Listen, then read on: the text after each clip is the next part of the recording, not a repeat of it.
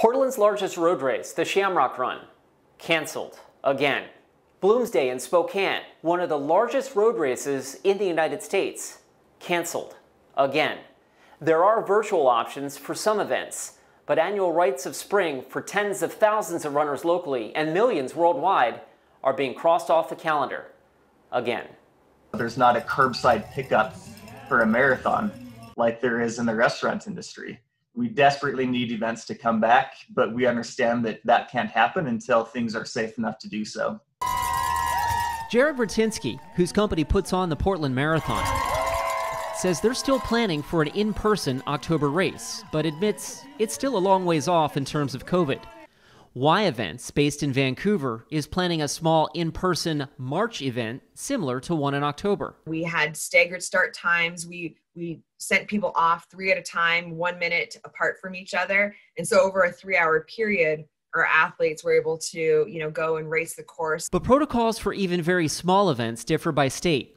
Larry Murrayfield, who's been racing for more than 40 years, entered the Siuslaw Dunes 25K, slated for early March.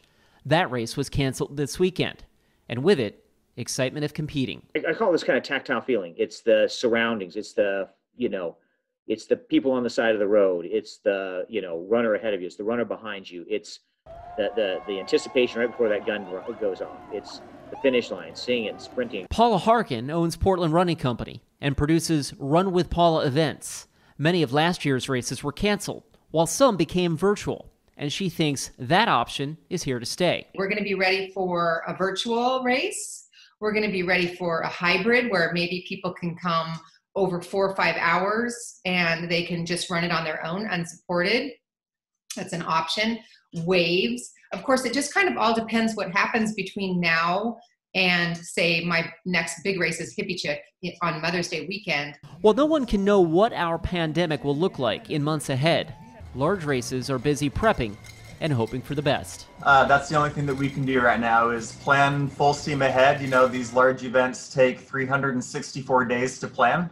And so right now we need to be assuming that, yes, 100% we're a go. Boston has announced plans to move its marathon, usually the third Monday in April, to October. New York and Chicago are among the other world majors planning on fall in-person racing. Time will tell. Chris McGinnis, KGW News.